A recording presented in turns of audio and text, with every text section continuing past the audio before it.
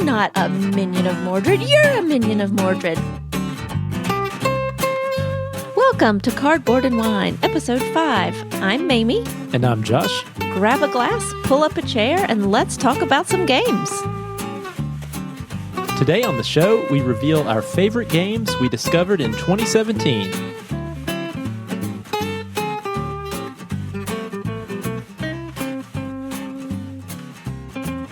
You know, it is March. We're a few months into 2018 now. Yeah, actually, it's almost April, really. That's true. Well, you know, I thought about it, and we started the show, I think, in February of 2018, and I thought, well, you know, it'd be kind of fun to talk about a lot of the new games we played in 2017, but I didn't know how late into 2018 before it got too awkward to mention our favorite games of 2017. I think we're probably right on the cusp, but we're going to do it anyway. We're still well in the first half of 2018. It did snow last week in North Carolina, so that means it's definitely still winter, right? That's true, it did, although it was almost 80 degrees today, so thank goodness, I say. They say that in North Carolina, if you don't like the weather, wait a few hours, and it's been very true in the last few weeks. But I think spring is finally here. It's warm today, the flowers are blooming, everything's coated in yellow pollen. Yeah, we actually are recording. We have the windows open. I can hear some night sounds outside the window. Yeah, we're doing some traveling next week. The kids are on spring break and out of school, and I actually have a work trip planned for some various cities in the southeast, and so we decided to make it a road trip, and Mamie, you're coming with me. Yep, we're going to Atlanta and going to get to see the Braves play. This will be our third game at the new stadium. Yeah, so super excited to check out a baseball game, do some traveling, and maybe we'll even do some gaming on our road trip. Yeah, we've got some card games packed and ready. We'll talk about those. We have actually gotten a lot of new games in the last couple of weeks. Yeah, so I placed what I'm calling our spring game order. I'm hoping that means that will be maybe the only game order of this season. I think that's a good plan. Versus for a while, I was going on the monthly game order plan, but I felt like we needed to slow our roll just a little bit. Yeah, just a little bit. We did finally get Azul, though, which I'm so excited about. We've been waiting on that one. We played it first at the Whose Turn convention here in Durham, and I loved it. And we ordered it right away, but it's taken a while to get here. Yeah, it was out of stock for the last few months, and it finally came back in stock, and we ordered it. And you were pretty excited when you walked in the door. I had it set up on the table, so you saw it first thing when you walked in the door. I may have had a little squee. You did. Yeah, you let out a sound when you saw it. But yeah, we've played that one a bunch of times already, and man, that's just such a fun game. Yeah, I like it a lot. It's so visually pleasing and also like completely a brain bender. I'm sure we'll talk about it more. So we've been playing a lot of that. We also got our first 18XX game, which we haven't played yet, but we will soon. Yeah, we got 1846, and Mamie, I don't even know how familiar you are with 18XX games, but I imagine you will be soon. You like Ticket to Ride. I do. I love Ticket to Ride. How different could it be? And mini rails. That's true. That's a step in the right direction. Yeah, I'm sure it'll be awesome. Yeah, you love stock markets. Sure. I love stock markets. And then, so one other thing that happened, you know, kind of going into some gaming we've done this week, or since the last show, I was at a friend's house the other night, and I played the Italian version of Glory to Rome, which is a card game by Carl Chudik. I believe you told me that only one person there spoke Italian. Yep, only the guy who owned the copy spoke Italian. And for listeners who are unfamiliar, so Glory to Rome was a very popular card game, a very unique card game that makes use out of these multi-use cards. And it's a really, really fascinating game. The problem is, the best I understand the story is the designer Carl Chudik was in a contract with this publishing company that then went under, or at least stopped publishing games. However, the way the contract was written, the company retained the rights to the game. And so even though Glory to Rome was a very popular game, it has not been able to be reprinted, and looks like it maybe won't be reprinted, which is unfortunate. So on the aftermarket, this game is very expensive for a card game. However, I guess that's only true in the English-speaking market, because my friend was able to acquire an Italian version of the game. So that was an interesting experience. He had some printouts that had the English translation of the text on all of the cards. So having now played a couple other of Carl Chudik's games, being able to read what's on the cards is pretty important. I really can't imagine trying to play them in a foreign language. Yeah, it was interesting, and I was very skeptical of how it was going to go about 10 minutes into the rules explanation. But I have to say, after we got done, I was like, this was pretty fun. This was actually pretty neat. And it rekindled my interest in playing Carl Chudik games. I had played Innovation once in the past, and I had played Matai once in the past, which is a re-implementation of sorts of Glory to Rome, kind of with a re-theme. It's not an exact copy, but definitely similarities with the multi-use cards. And the first time I played it, I was kind of lukewarm on it, but it was explained to me at the end of an evening. We had played some heavier games, and it was pretty late. And so trying to wrap my head around it late at night was not the best. But this experience got me interested in trying it again.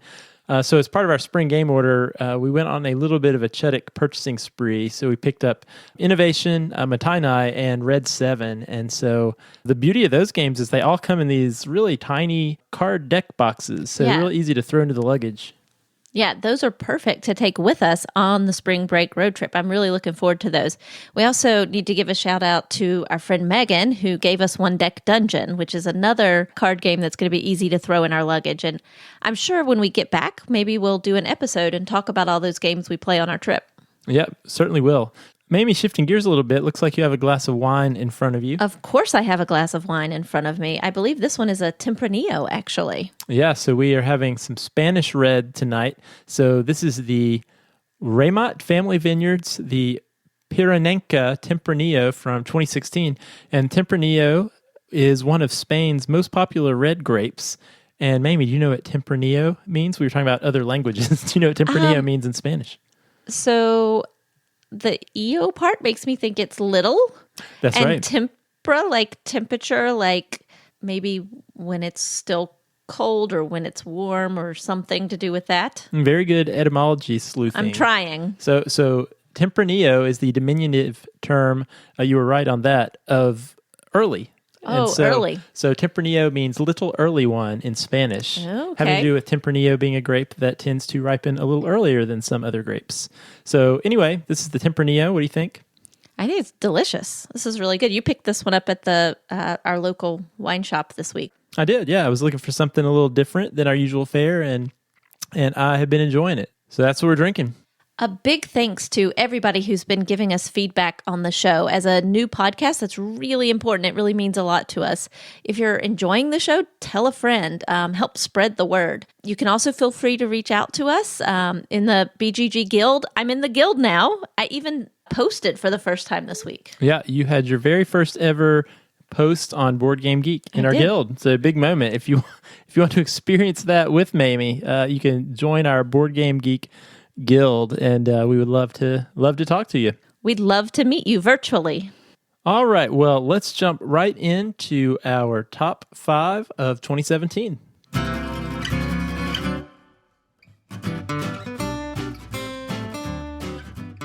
All right, so 2017 was a pretty big year of gaming for us. I feel like we played a lot of games in 2017. We did. When we talked about starting the podcast, we talked about how we made a New Year's resolution to play 10 games 10 times.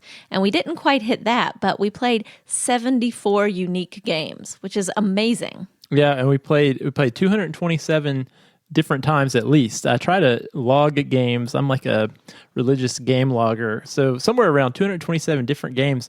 But of those, 38 were new to us at the time. So were new to us in 2017. And these are not all games that were new to the world in 2017, but they're games that were new to us in 2017. Yeah, so that's what we were going to do. So what I did was I pulled our list of those 38 games that we played for the first time and thought we could just look over those, since 2017 really was kind of a transformative year of gaming for us. And we could just reflect back on that and pull out some of our favorites that we discovered for the first time in 2017.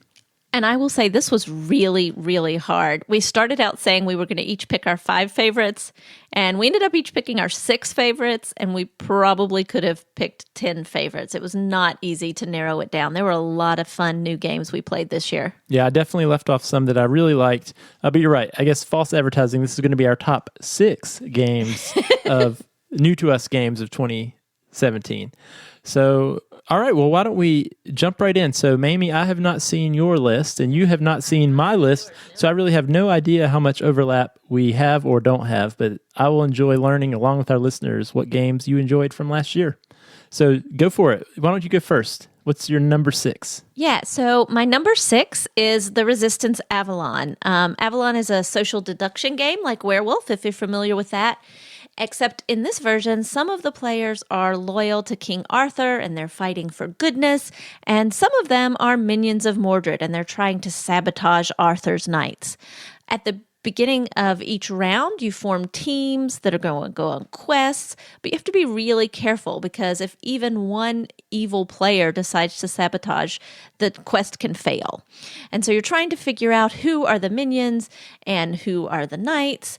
And if the minions manage to force 3 failures before the knights manage to have 3 successful quests, they win the game. And we haven't played it a whole lot, but I put it on my list because it's really a great game to play when you have a big group, and it's a nice break from your typical party games like Cards Against Humanity, which is fun, but definitely a different kind of game. I think the art on the cards in this is pretty cool. I love that both the heroes and the villains are equal parts men and women. I'm all about gender equity in games.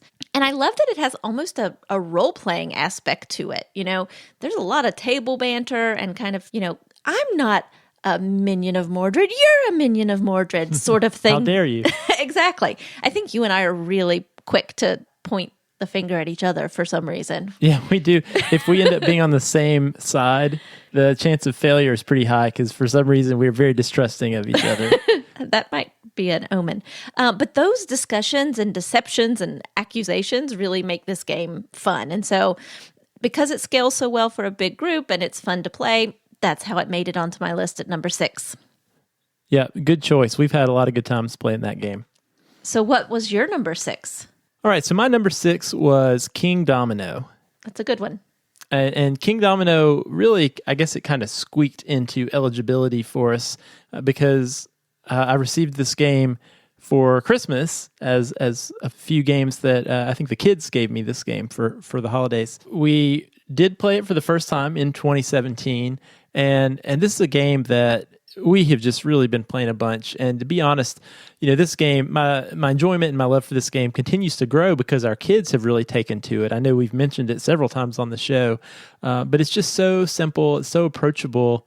However, I find laying down those tiles and trying to maximize the number of crowns and how you select the tiles. I think the tile selection where you kind of know what's coming up in the next round and you can take the really good one this round, but you're going to be the last to pick the next round, really makes for some interesting and satisfying decision making for a game as light as King Domino. I love that it plays in less than 15 minutes, and we've even done that advanced 2-player variant where you do a 7x7 grid instead of a 5x5, and that was pretty cool.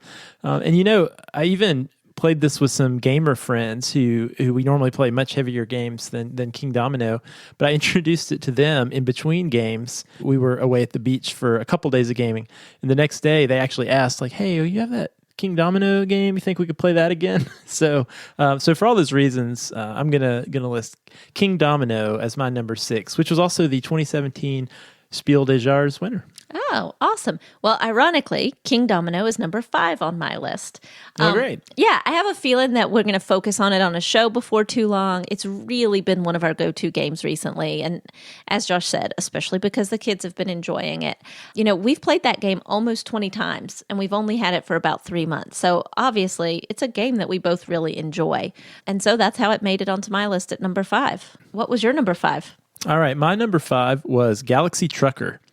So Galaxy Trucker is a game that actually came out in 2007 by Vlada Shavatil. And the thing I think is interesting about him is the range of games that he has designed. If you look up lots of really popular and games that have withstood the test of time, So, Mamie, you've played Galaxy Trucker. I have believe. played Galaxy Trucker. So, Vlaada Chvátil, also the designer of Codenames. Oh, very different. Very different game. And also Through the Ages, which is a fairly heavy but popular game, one that I'd love to try in 2018 if I get the chance. But the thing I love about Galaxy Trucker is there's no other game that I have played that is like Galaxy Trucker. It's so unique, and I love that the game is really almost split into two different games. The first half, there's this timed puzzle element where you're building your spaceship and you're trying to match up tiles to one another. It's very spatial. You got to make sure you get the right number of shields and lasers and thrusters. And make sure they're all pointing in the right directions. They're all pointing in the right direction. But you're doing all that with some sense of purpose, because all of your ships are going to take off and go on this mission where you're going to encounter pirates and asteroid belts and all kinds of nasty things. And so it's just a really fascinating, really fun game. And eventually your ships, no matter how well you design them and put them together, are going to get blown to shreds based on a dice roll. So you put all that work into it. But it's just so fun. Like, it's just such a fun game to play, and it makes you think in a different way. I've had a lot of fun playing it. So Galaxy Trucker was my number 5 new to me game for 2017. That's another good one, and that one's not going to be on my list, so spoiler alert. All right, Mamie, what do you have for number 4? So number 4 on my list goes to Modern Art. Man, the auction component of that game, I love it. So it's an art buying and selling game. You control an art museum and you're hoping to make money by buying art and selling art. The first phase you're buying, and then you earn income based on the market values that shifts depending on the number of pieces that are in a specific collection. But the real reason this game is on my list and why it's as high as it is the auction component. I've discovered I really like games with that auction component. And for this one, it's not just one type of auction. You know, players take turns revealing art and being the auctioneer, but there's actually 4 different types of auction. Yeah, no, I love that part of Modern Art, because I feel like most games that have an auction component, from game to game, there's like the unique way that the auction works in that game. But this game, there's 4 totally different types of auction all in the same game. Yeah, so, I mean, there is an open auction, which is, you know, kind of what you think of when you think of auction, where anybody can bid at any time. But there's also a fixed price auction where the price is set by the auctioneers and players. Is that a fee prix? Fee prix, yes. And players have the option in turn order to either pay it and accept that work of art or to pass. There's also the once around auction, and that means that each player in turn, starting with the player to the auctioneer's left, makes a bid. And then the next player can either choose to surpass that bid or to pass.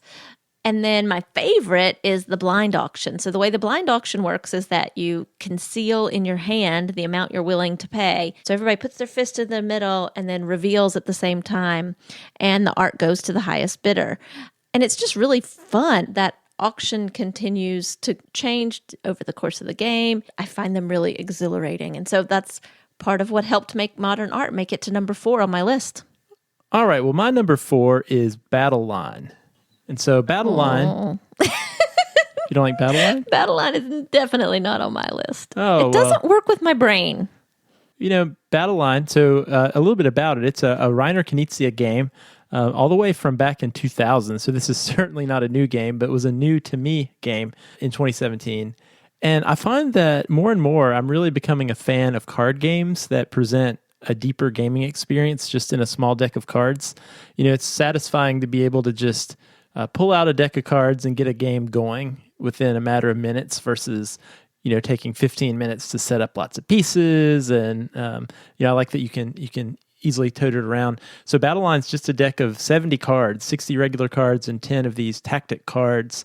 And I found this game to be a super approachable game because ultimately you're trying to make these 3-card formations, and there are 9 of them. So you set these 9 little pawns up on the table, and at each pawn, you have the ability to to make these sets of 3 cards, and these form what they call battle formations. But really all it is you're kind of trying to have a higher poker hand of 3 cards than your opponent does. So like what would be a straight flush, 7, 8, 9 of the same color would be the strongest type of formation, and then 3 of a kind, and then straight, and then a flush, and so on and so forth. And I find that to be super approachable because most people are familiar with the strength of poker hands. And I think the game would be interesting enough as is if that were all there was to it. But then you throw in these tactic cards that provide some really interesting options and make things a little less automatic because they can really swing the tide of a battle in one of those 9 piles. I like that the game easily plays in less than 30 minutes. And this is a game that's put out by GMT Games, which normally focuses on war type games. And I've become a fan of their games. They really do a nice job with the production value. And it turns out Battle Line is one of the games I played the most in 2017 with a variety of different people. I was going to say, that's amazing because a lot of times I will reject it as an option when we're going to play. No, I played with a lot of different people, including some non-gamers who really liked the game. So I think you should give it another try, maybe. I will. I understand that it's, approachable, but I think there's something about it that's similar to games like chess, where you have to plan your battle tactics a few steps ahead of your opponents. And for some reason, that just bends my brain. Yeah. Well, one of my favorites, Battle Line. So, Mamie, what's your number 3? So my number 3 is Isle of Skye. And Isle of Skye is another tile placement game. Obviously, I like tile placement games, but this one has some really unique features that helped make its way on my list. It's set in Scotland, and the premise is that you're a chieftain fighting for control of the island.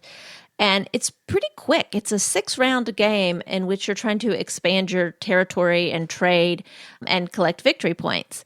And one thing I really like about it is that the conditions for winning those victory points change from round to round within the game. So in one round, you may earn a lot of victory points for every sheep that you have in your territory, but in the next round, sheep are worth nothing. And so you really have to think about diversifying your territory. Another thing I really like is the way the tiles are drafted. They're not just random, but you actually purchase them at prices set by the other players. It's not exactly an auction, but it has some of that feel of having to make decisions about how you spend money and how you're going to price your own tiles versus other tiles so that you end up with the ones that you really want in the end. I think this game really does a great job of balancing enough complexity to keep it really interesting, but also being fairly easy to understand and play. I really like it a lot. Yeah, no, I agree. I think Isle of Skye is a really fun game. Yeah. I agree. Good choice. Thank you. What was your number 3? So my number 3, we have some overlap. I also chose Modern Art. It's a great game. And this was not on purpose, but I realized I have 2 Reiner Knizia games in a row. We've already talked about Lost Cities on the show, so maybe we are Reiner Knizia fans. We might be. Don't know. So this is another older game. This one originally came out in 1992. However, we have the newer CMON version, and as you said, Mamie, it's just beautifully done. And one thing I wanted to mention, to piggyback on what you were saying, the cards are just so beautiful, and each suit, I guess if you want to call it that, features the work of a different real artist. I've definitely seen some of them I wouldn't mind having to hang in our house. I know, absolutely. That's always part of the fun of playing this game with people is you just naturally talk about the art that you like the most and which ones I would love to have a print of to put on my wall. I've actually found it influencing my gameplay a little bit. Like I want the ones that I like the art, even if they're not beneficial to me to have. This one's bad for my strategy, but it would be great in my living room. Exactly. Yeah, totally great game. Fun for all. I feel like fun for all types of groups, whether brand new people or gamers, more seasoned gamers. Yeah, great game, Mamie. You did a great job explaining it, but one that I love too, Modern Art. All right, what is your number 2? So my number 2 is Scythe. I feel like I would be remiss if we didn't put that game on our list. Yeah, we played quite a bit of Scythe. I actually debated making it number 1. I think I probably didn't, just because it's had so much hype and I tend to prefer an underdog. That's true. I mean, very, very popular game. I feel like I don't even know what to say about it. There's so much to say about it. I think we'll probably do an episode on it at some point. I think it may be one of the coolest sort of concepts and worlds that a game is set in that I've ever seen. I really love the juxtaposition of like peasant farmers and high-tech mechs and this sort of alternative reality that's created in the game. Plus, gameplay is really fun, trying to race to get to the capital, but at the same time, building up your own resources and your own engine.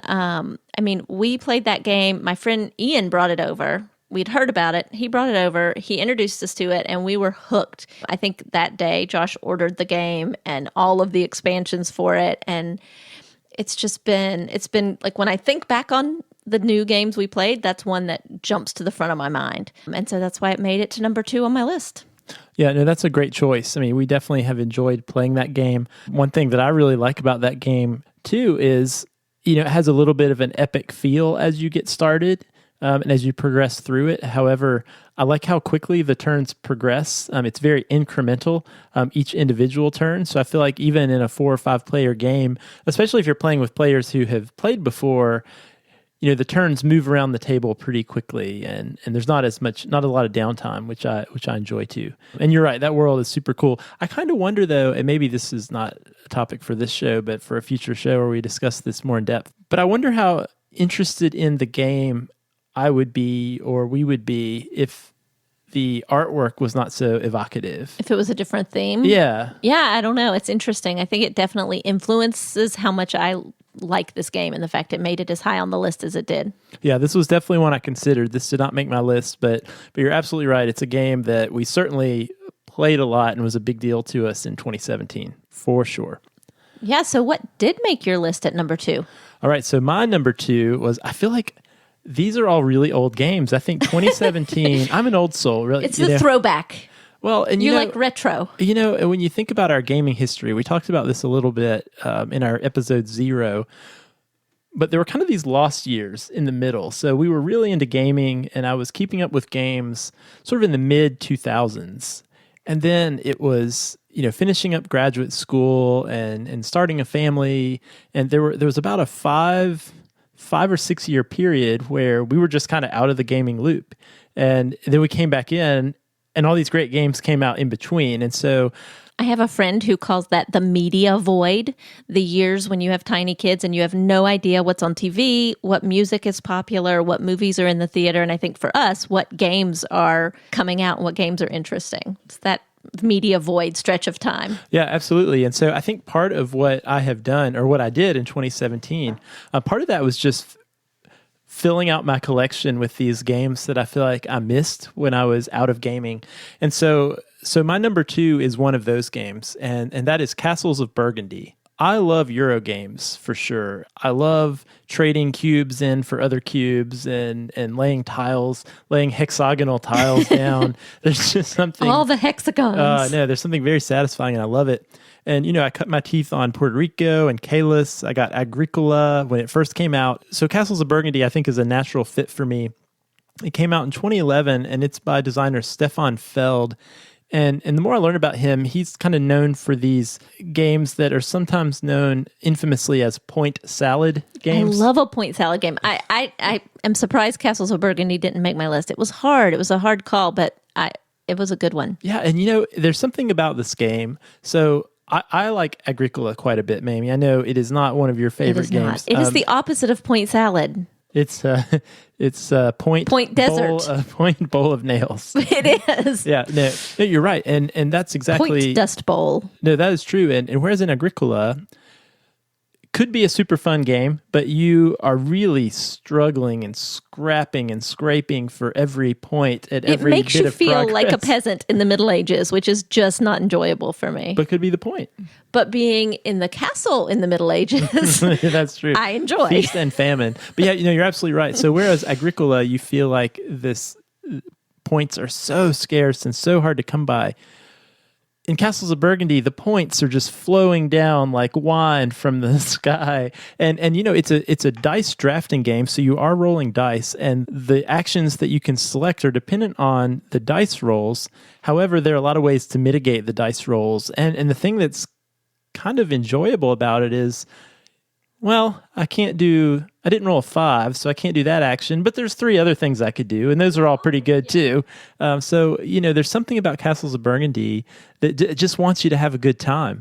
And I find it almost a very relaxing experience, whereas Agricola, is a very stressful experience. I actually really enjoy that stress and that tension, but I just feel very relaxed and calm when I'm playing Castles of Burgundy. And also I very much enjoy that it's a great 2-player game, and we have enjoyed playing that, just the two of us. Yeah, that's a really great pick. Now you're making me rethink my choices because Castles of Burgundy is awesome. And actually it makes me want to play Castles of Burgundy, so we might have to break that one out in the next week or two. We can probably fit one big box in our suitcase when we're traveling. That's true. We just have to have a big table to play it on. That's true. All right, Mamie, the moment we've all waited for. What is your number one new to you game in 2017? So my number one game is actually a little surprising because it's actually a pretty simple little game. My number one game is Dixit. And it made it to the top of my list because there are so many things that I like about it, and it's such a great game for so many different groups of people. Plus, it may be one of the most well-illustrated games I've ever seen. I mean, we've talked about the illustrations in Scythe, which are awesome. The artwork in Modern Art is great, but there's something about the cards in Dixit that are just so enchanting. In Dixit, you're choosing a card from your hand if you're the active player, and you're describing it to the other players without showing it. And you can use a word or a phrase or song lyrics, anything that you think reflects that card. And then the other players all select cards that they think exemplify that. And you're trying to decide when you lay them all out by the scoreboard which one is the original active player's cards. And you earn points if people guess your card. And if you're the active player, the tricky part is you earn points as long as you get some votes, but not if you get all the votes. So when you're giving that clue about the card, you have to really think about balancing giving enough information without giving so much that you get all the votes. Because if you get all the votes, you get no points and every other player gets 2 points. So it's not great. I love the way that that's kind of brain bending, trying to think about giving the right clue. But even more than that, I think the images on the card are what really make this game. I mean, they're complex, they're beautiful, sometimes they're creepy. Some of them even have gold foil. You know, I love gold foil. I didn't know that, but now I do. Oh, it's beautiful. Yes. For your birthday, you're getting nothing but gold foil. And a puppy, right? If someone could let me know where I can purchase gold foil, that'd be great. And a puppy wrapped in gold foil. That's my dream. But yeah, the cards, and then the fact that this game is so approachable. Like, we've played it with a variety of different audiences. We're going to play it with the kids. I keep telling them, they keep asking me about it. I definitely think they can handle it. To me, it's just such a pretty game, and it's so fun and easy. And so to really, because of that initial simplicity and yet sort of the universal appeal and the fact that the cards are freaking beautiful. I mean, that's how it made it to number one on my list. Yeah, I will respect that choice. I know it's a very simple game to be number one. No, I totally agree, though. We have certainly played it with a variety of people, and I know of at least one or two who are not gamers who went out and purchased Dixit after we introduced them to it, for sure. I think my big issue with Dixit is a similar issue I have with games like Apples to Apples or Cards Against Humanity. Oh, you don't like the subjective nature of it. I don't like subjective nature where my victory is dependent upon the whims and random decisions of other people. But that's an issue that I have to deal with. That's your own issue. One thing I didn't mention about this game that I meant to mention is that there are a ton of expansion decks. I think there's like 8 or 9 or 10.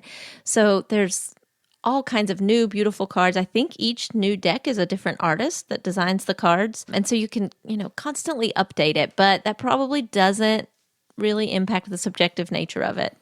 Yeah, and I guess the good folks who published Dixit were well aware of the cash they might make in the future because they left empty slots in the original game box for expansion decks. It's wise marketing. That makes me frustrated, but that's okay. All right. Well, my number one could not be more different than your number one. But I kind of cheated on my number one. I'm going to go ahead and just let you know that. So when I think back on 2017 and my gaming specifically, the single biggest influence on my gaming taste has been being introduced to Splotter games. And so for my number one new games to me in 2017, I am broadly listing Splotter games. See, that's not fair. Part of why I didn't list any of the Splotter games is that I couldn't pick one. Maybe it's our show. You can do what you want. You are in charge here. So probably like a lot of people in the last couple of years, my first introduction to Splotter games was Food Chain Magnate. And a friend brought it over last year one night, and I knew really nothing about it except I was surprised that a game about running a fast food restaurant had a 4.2 difficulty rating out of 5 on BGG. I thought, well, how hard could it be? It's, you look at the box and it looks like, oh, that's a fun, light little game. It is not, but it is fun. It is fun. And, we played through it. And something happened that I don't think had ever happened to me since I started board gaming. We played that first game of Food Chain. And one thing, Mamie, I don't know if you had this experience, but as we were playing it, it took a little bit to explain the rules, but there was something about the rules. While the gameplay itself was complex, I did not find the understanding the rules to be that complex at all. And in fact, made a lot of sense based on the theme. And a lot of the rules were what intuitively you thought the rules should be. I think that's true of most of the Splotter games. It's one of the things I like about them is that the rules fit the theme and it all kind of seems to make sense. Yeah, and so a thing that happened to me was I realized I woke up the next morning and I was thinking about Food Chain Magnate. And I went to lunch that day, and I went to lunch with a friend who was playing game with us, and we were talking about Food Chain Magnate.